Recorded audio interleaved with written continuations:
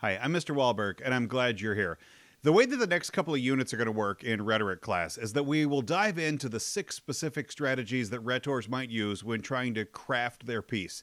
There's 6 strategies. We'll divide them up into 2 different units somewhat arbitrarily. The goal here is to not create a, unmanageably big unit test. So we divide them up into 2 parts. They are co-equal units. Our first strategy that we're going to focus on is rational argument. It's a way that a rhetor lays out the facts to build around their case. Rational argument focuses on specific pieces, the evidence, the arguments that shape it. And it leans heavily into the approach of logos. You'll remember, of course, that Aristotle said there are 3 basic approaches to how rhetoric should work. It's an ethos, pathos, and logos. Ethos being credibility, pathos being an emotional appeal, and logos being the logic behind it.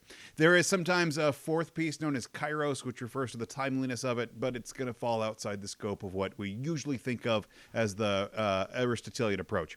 But again, if we focus in on rational argument as kind of our main piece today, let's talk about what that means. See, in rhetoric, argument means more than a verbal fight or bickering. If your parents always, complain that, you and your siblings are arguing all the time, in a specifically rhetorical approach, you're probably not actually arguing, because an argument has a specific formula that it develops to use evidence to reach a conclusion for it. So it uses evidence and reasoning to provide evidence for a claim, to persuade an audience of what you're trying to prove. And it's not just like bickering or, sniping back and forth. That's not actually argumentation.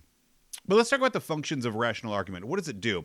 It's the primary method that humans have developed for solving problems. And this sometimes catches students a little off guard to think of it as like a human strategy or a development of human civilization. But it absolutely is. And it's our favorite way of solving problems. It is the ideal way to solve problems, is to approach rationally with the use of evidence. It's at the core of democratic decision making. It's what we want from our policymakers when they're off creating laws for, on the national level or the local level. We want those laws to be driven by rational argument and appeals to facts.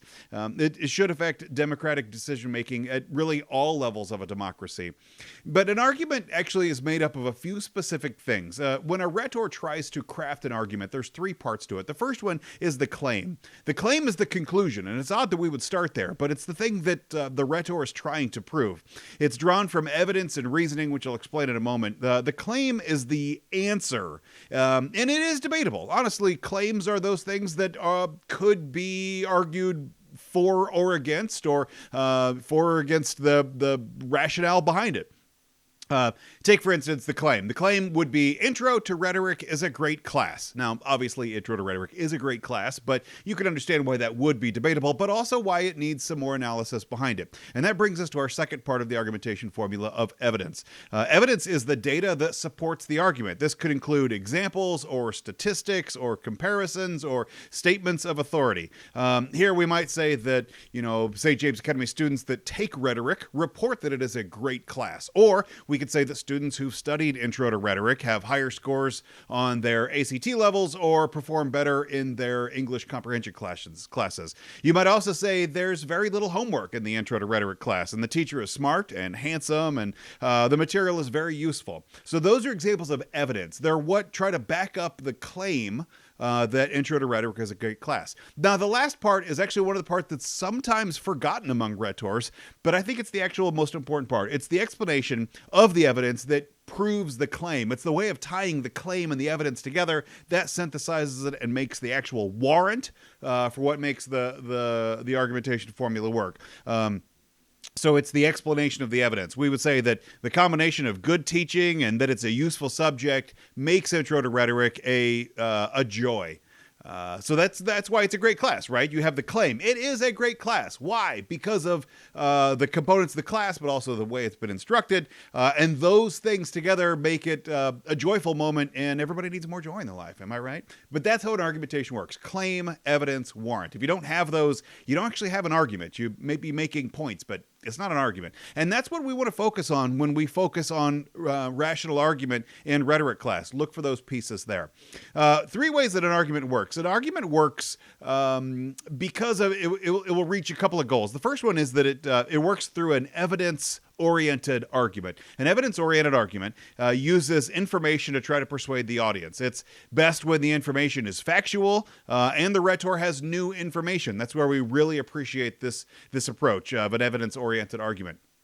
There's another way that it works, and that's what's using an enthymeme, an enthematic argument. It draws on pre-existing knowledge that the audience has, and it's best for reinforcing a view that people already hold. So an enthymeme is it's actually what gives us like internet memes. That's the same piece that comes into there. It implies that there is some body of knowledge that an audience all holds together and then draws on that or connects it, and sometimes like implies the connection that the audience works on its own. That's the second way that an argument works. And the third way that an argument works is through refutation. A refutation denies the position of the other side. It says the other side is incorrect and explains why. So that's another way that an argument works. And it's best when the audience is undecided or considering two perspectives. That's when a rhetor would use that approach towards argumentation. The last thing I want to discuss on this, and we're going to expand more on this over the next couple of classes, is how powerful is rational argument?